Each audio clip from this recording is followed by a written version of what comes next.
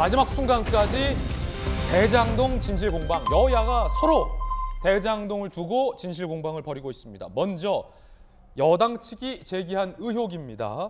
김만배 씨 녹취록이 공개됐는데 여당에선 문제 제기하고 있습니다. 어떤 대목일까요?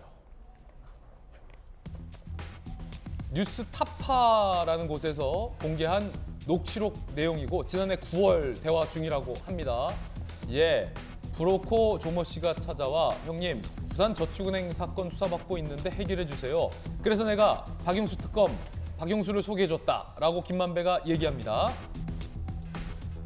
윤석열은 박용수가 데리고 있던 애지, 통했지, 그냥 봐줬지. 윤석열이가 네가 조씨야? 조모야? 이러면서 박 검사가 커피 주면서 몇 가지 질문하더니 보내주더래. 그래서 사건이 없어졌어. 당시 이재명 시장이 터널도 뚫어라, 배수지도 해라. 그래서 내가 욕을 많이 했어. 라는 녹취록을 뉴스타파라는 곳에서 공개를 했습니다. 이재명 후보의 이야기 직접 들어보시죠. 무려 4만 명에 가까운 피해자를 만든 부산저축은행 사건의 진실이 드러나고 있습니다.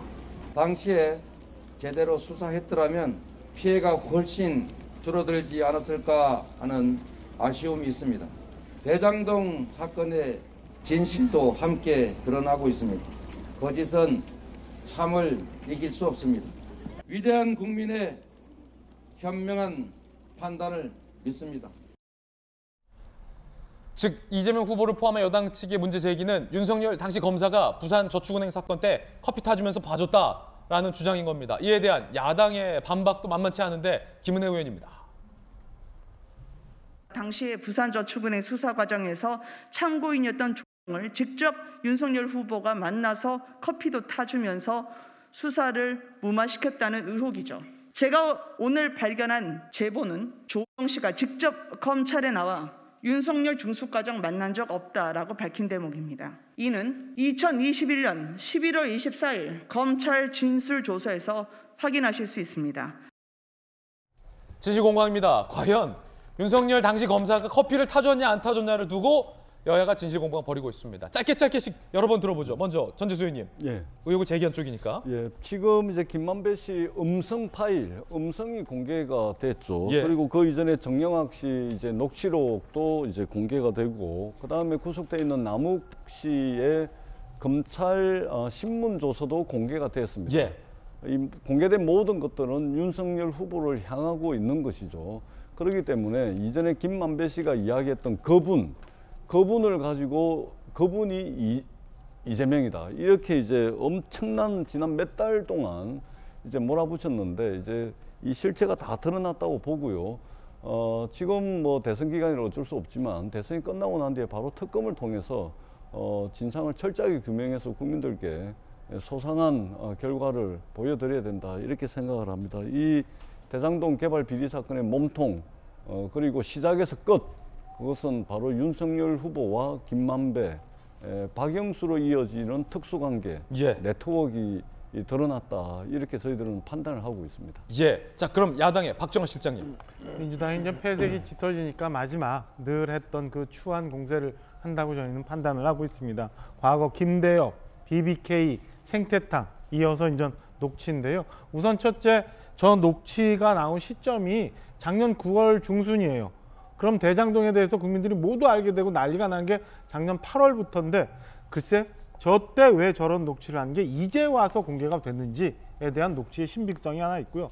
두 번째, 녹취를 했다는 저 신하김 씨라는 분의 의도에 대해서 의심을 할 수밖에 없어요. 저 양반이 뉴스타파에서 이미 2년간 용역을 하면서 기사를 써왔던 분이고 뭐 특정 언론에 있어서 활동을 했던 분이고, 마지막 이해를 할 수 없는 일들이 있는데요.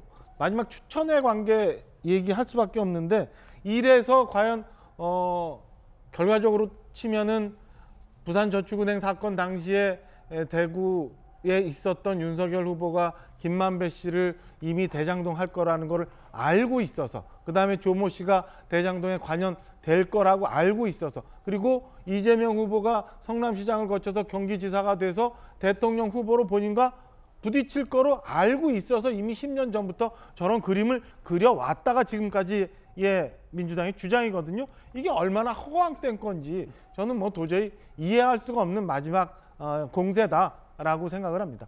예, 뉴스타파 저게 이제 음성 파일은 2021년도 그러니까 작년 9월 15일입니다. 9월 15일 그 당시에 언론 기사를 다 검색을 해보시면 아시겠지만 그때 당시에 김만배라는 이름도 안 나옵니다.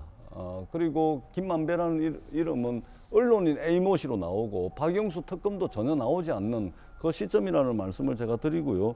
저희들이 시종일관 왜 돈 받은 사람들 전부 국민의힘 아니면 국민의힘 관계자들일까? 아니면은 윤석열 후보가 왜 화천대유 관계자 김만배 씨 친누나를 통해서 집을 팔아먹었을까? 그리고 이 범죄 혐의자들의 대장동 개발 사업의 시드머니가 왜 하필 부산저축은행이었는데 수사를 하고도 기소를 하지 않았을까? 이게 시작에서부터 끝까지 얼개가 다 맞춰지는 하나의 이 그림이 다 이미 그려진 것으로 저희들은 판단을 하고 있습니다. 다시 한번 말씀드리지만 돈 받은 사람, 금전적 이득, 경제적 이득을 본 사람이 결국은 대장동 비리 사건의 몸통이다. 이렇게 보는 것이 상식적이다. 이렇게 저희들은 판단을 합니다. 자,